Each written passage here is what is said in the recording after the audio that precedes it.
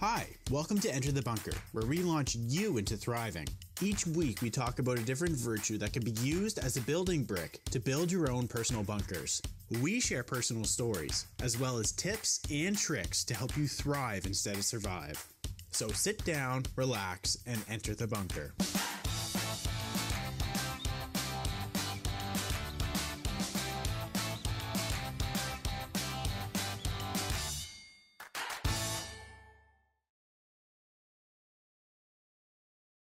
Hello and welcome back. I'm Kelly. And I'm Jonathan. And this week we are talking about commitment. That's the building brick. So, the meaning of commitment. Give me your version. What do you think commitment is? Commitment is really about when you care deeply about something so much that you keep your promise. Right. So whatever it is, whether it's going to be a goal, whether it's something that you believe in, whether it's people, you keep to that consistently so that no matter what comes in life, you stay committed and you stay on that. Right. So we have down here for the meeting is caring deeply about a person, a goal, or a belief. And then this is why I want to read it. The willingness to give our all and keep our promises. But it says the willingness. So as long as you have the willingness, is that commitment? Or if you actually keep the promise, is that commitment? Just the willingness, the word willingness kind of gets me there because I'm like, oh, as long as I'm willing to do it, but I don't actually have to do it. You know what I mean? Yeah. Just the way that's worded kind of like made me go, Well, yeah, you do. I mean, it does take will in order to. Oh, yeah, it definitely does. Right? Yeah. So, and to give our all. Yeah. To keep those promises. So that's when commitment really comes in, because if you don't, then you don't stay committed, right? True. So I guess if you have the willingness, you're definitely more likely to do it. Yes, exactly. Keep your promise or keep your commitment. Keep your word. Yeah. All right, so we got some quotes. Awesome. The first quote is, commitment means staying loyal to what you said you were going to do long after the mood you set it in has left you. Unknown. The second one is, stay committed to your decisions, but stay flexible in your approach. Tony Robbins, motivational speaker. The third one, the biggest commitment you must keep is your commitment to yourself. Neil Donald Walsh, an author. Fourth, commitment is an act, not a word. Jean-Paul Sartre, French philosopher. So I'm going to say that different. Jean-Paul Sartre. Got the Jean. Jean. I had to do that. And number 5, without commitment, nothing happens. T.D. Jakes, an American bishop, author, and filmmaker. And finally, 6, commitment is what transforms a promise into a reality. Abraham Lincoln, the 16th President of the United States of America. Boom. All right. So the first one, let's talk about that one. Commitment means staying loyal to what you said you were going to do long after the mood you set it in has left you. Yeah. Yeah, I wish this one wasn't unknown because I do that a lot. What? Really? Well, yeah, you just get so excited sometimes, like when you're in, I don't know, you and your friends are getting together and you're making plans, and then the day finally rolls over. You were so excited in the moment, like you made all these plans, and then maybe the plans changed a bit, so it's not exactly what you pictured it was going to be, or maybe they're the exact same, who knows. But when the day rolls around, you might feel a little bit different about it. Yep. Might be in a crappy mood, but being committed means sticking to that decision and going with it. Just because I was in an excited mood. So that's a great example of what isn't commitment. Yeah. Right? So you're actually talking about how we kind of make these decisions. Yeah.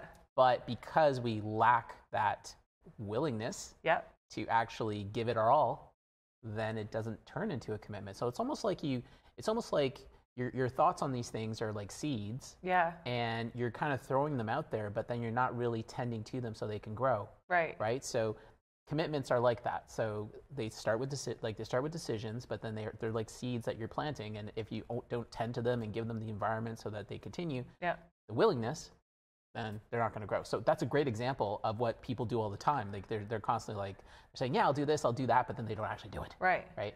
And it doesn't even have to take like an excitement part. Like I was saying, like you could be easily just normal normal day and commit yourself to something, and then the next day you may feel like a bag of crap, but if you commit it yourself, you got to do it. Like, it doesn't even take excitement to do what I was saying. Yeah, it doesn't take the mood, right? So like, when the mood's left, it's still there. It's like, this just has to be done. It has to be done. Yeah. Was any of these quotes like speak out to you? So I really like the one from my boy Tony. Tony Robbins. I like Tony Robbins. Yeah. So he's like the first. So one of the first. Does Tony Robbins play that superhero character? Superhero character? I don't know. Avenger guy? He is not an Avenger, no. Okay, never mind that. I was trying to think who he is. We need a picture of him. We'll throw him out. Yeah, he's a giant. Like, the guy's huge. But no, Tony Robbins, he wrote probably like one of the first self-help type of books that I read a long time ago when I was younger, and so yeah, I guess it had a pretty strong impact on me. But so his quote was, "Stay committed to your decisions, yeah, but stay flexible in your approach." Right. And that's actually something that I go through very, very consistently, actually, when it comes to business. Yeah. Right. So you stay committed you stay committed to your decisions, and you just move in that direction. But then you realize that maybe the way you were going about it isn't going to work, right? And so then you just have to adjust, and you have to be able to be flexible in the way that you approach those things. That's actually something that I'm dealing with right now, in terms of like how we're doing things in terms of blockchain. And we're just like we're committed to what we're doing, but we have to adjust the way that we're doing it. We have to be flexible because things have changed, right? So I really like that quote because I feel like it's more something that applies directly to something that's real, right? Where the others are kind of conceptual. Yeah. It's kind of like, to me, that's like a business process, so it's a lot easier to acclimate. So it's true. Okay, so a promise means nothing without backing it up. When French philosopher Jean-Paul Sartre, I don't know how to say it. Said commitment was an act, not a word. This is what he meant. You can promise anything you want. It's just words. But the act is the follow through to keep that promise. Boom. So like, this is what happens when you make plans with your girlfriends. Exactly. Right? Yeah. Have the act to follow through. It's all just talk. Right? It's like, got to act and follow through, right? Yeah, true. When you care deeply about something, you naturally want to give 100% to what it is you care about. It could be a task, a person, a promise, even yourself. That giving 100% and never giving up is the essence of commitment. Absolutely. Committing to work on yourself is Committing to working on yourself so you can thrive is a commitment not to be taken lightly. I honestly think that's the hardest commitment, is a commitment to yourself. Really? Why is it so hard? For me personally, I don't know. One second. It may be the most important commitment you make. When you commit to be bettering yourself, you also commit to making those around you better, and in turn, the world a little better as well. I don't know. I feel like that it's something that I've worked on the past couple of years, but like previously, I definitely I wouldn't commit to myself. I would put everybody else's commitments, and I don't know. I was a people pleaser. I wanted to always make people happy. So when you're a people pleaser, a lot of the times I feel like you commit to more than what you should to please those people. Like that comes. So if you're a people pleaser, you're probably a pretty committed person. Right. It's true. It's true. Yeah. So I don't know. I just feel like that's probably the hardest one, is committing to yourself. I don't know. Maybe not for some people. Maybe they come first always, and they know that commitment to themselves comes first. But I think for a lot of people, it's easier to commit to other people than yourself. Right. Maybe not. I don't know. It may be because you need to see that by committing to yourself, that it helps you in your commitments to others. Right. Like when I read the second sentence there, it said when you commit to bettering yourself, you also commit to making those around you better and the world a better place. Exactly. Yeah. So if you could have that sort of front and center in terms of your thinking, it's just like, I got to do this so I can be better for my kids. Right. I got to do this so I can be better for so-and-so. Yeah. Right. And so then if you can kind of put that in loop, then bettering yourself then becomes a lot easier rather than making it something that's like you kind of, it's hard to get inertia when it's just about yourself. Yeah. Like you said, because you said you want to be a people pleaser. Yeah. So if it's more about somebody else, then now you can start to position those decisions around that thinking. Yeah. And then be able to get that inertia. A lot of people just need to have that little twist in perspective, like that little change. Yeah. And that's what makes the difference. It does. Right? It truly does. Yeah. I've learned this over the last couple of years, just with life in general. So maybe it's as you get older, you learn it more, that you need to be committed to yourself. And like, this goes back to kind of like when people say, you come first, like when they're talking like me saying it to you, like that means that myself, I come first, or you yourself, you come first too. Right. I remember mentioning it before. I've never understood that because I always thought my kids come first. Right. But in order for me to take care of my kids, I have to put myself first. Exactly. Yeah. Anyways, yeah. So do you have anything else to say about a commitment? When it comes to commitment, actually, probably the most vivid story I have of commitment in my life has to do with when I was a teenager. Yeah. And I was like 16 years old. Yeah. And I had made the decision that I was going to travel around the world. And I wasn't going to wait for it. Like right. I wasn't like everybody's like, oh, I'm going to go to school, I'm going to do this and that, and then I'm going to go traveling somewhere. Yeah, it's usually after school. It's usually like after all these things. Yeah. But my decision was like, I'm not waiting, right? I'm gonna have it happen now. So, teenager, family, broke. There's like no way we're gonna be able to afford it, right. like so. But I just made the decision. So, what happens? I just start talking about it all the time. I'm just like, I'm gonna do this. I'm gonna do this, and I start telling everybody this, right? Yeah. And then eventually, so school year finishes. I'm out there. I'm working jobs, whatever odd jobs I can get. Eventually, I finally got a regular job. I'm working like the night shift. Ugh. So I was just like, that sucks. and then like the next year is coming around. Yeah. And I'm just like, I'm not going back to school. I have to keep on working to be able to make this trip, which I had a deadline for later that year. Okay. And it just kept coming, and eventually my family was kind of like, okay, this is serious. Like this is gonna like he's really gonna do this. And you didn't finish your last year of school. So what happened was I ended up like, as the summer came, they finally just said, okay, let's talk about this, because yeah. they could tell I wasn't gonna go back. Right? You were serious. Yeah. So I was just so committed, and there wasn't anything that was gonna stop me. So then eventually. And so as long I assured them, I was like, look, I'm going to go back to school. It's not that I'm quitting school altogether. I can do that when I do like after I do this. Right? Yeah. So sure enough, like they were like, okay, and so yeah, the year came around, and I just kept on working, and then eventually it was like literally in the last month that I managed to be able to get all the money I needed to be able to make my trip. Perfect. And so then I just arranged everything, and then off I went. Away you went. Yeah, and then it was like 9 months.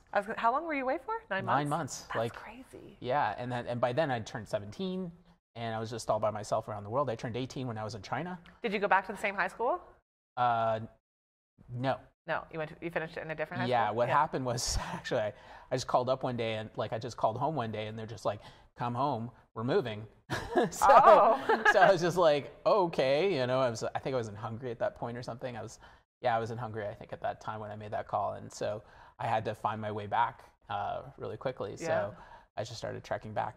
But and then we came back and that's when we moved to Ontario. So, and that's where I ended up having to finish my high school. Okay. But I was It'd be committed. Cool stories to tell like your grade 12 class. Yeah. Well, it was weird coming back to high school after that. And I was like, everybody who like, after you come back to high school after like traveling around the world, which is something that a lot of people don't do. Yeah. A lot of people were like, wow, like, can't believe you did that, sort of thing, right? And it was a brand new school. I didn't know anybody, so I was kind of this weird oddity, So, but yeah, it's the commitment I had, like with that decision, and just keeping at it, to fulfill that goal. And so that was probably like one of the biggest commitments I made as a teenager. It would have been to accomplish that.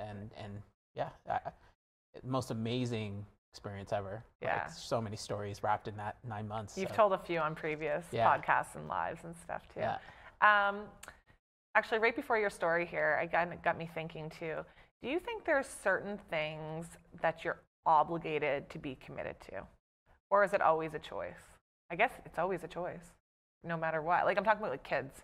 Like you're obligated as a parent, you're obligated, but not necessarily. Like I guess you don't have to. There's degrees of obligation. Yeah. There's some that could be very, I mean, let's face it, we all know parents that aren't exactly what we would consider committed to their kids, right? Yeah. At the same time, we have others that are just like all over them and just like, well, you're going to bubble wrap them now? So there's varying degrees. Okay. But at the end of the day, it is a choice. Yeah. It is always a choice. That's how we're created, right? And so that's how humans work. We work with choice. Yeah. So when the thought first popped in my head, I'm like, I'm obligated to. Like, you have to. Yeah. But that's just how my brain thinks. But really, you're not obligated to look after your kids. Yeah. It's still a choice. It's interesting. You can almost think of it like a heartbeat. Because we have we all in our bodies, we all have a heartbeat, and it's always going and it's always automatic, right? And so almost like commitment, you're just kind of like, well, I have to do this, right? But then at some point, we have the ability through our own choice to even like consciously slow our hearts down, right? Or speed them up, depending on whatever we want. But we have that degree of choice. But like commitments, yes, you have to do it all the time, but we can be able to slow it, like make it go fast or slow it down. And we have that capability to choose even something like that. So critical over our own bodies to be able to control. Yeah, right? I agree. Alrighty, folks, you should join us for part 2 on how to practice commitment. We'll see you there. See you there. Thank you for listening to Enter the Bunker. Make sure to follow us on Instagram where you can share your story and also look at behind the scenes of how we make our podcast. You can watch the video version of this podcast on YouTube by simply searching Enter the Bunker. Tune in next time as we launch into thriving.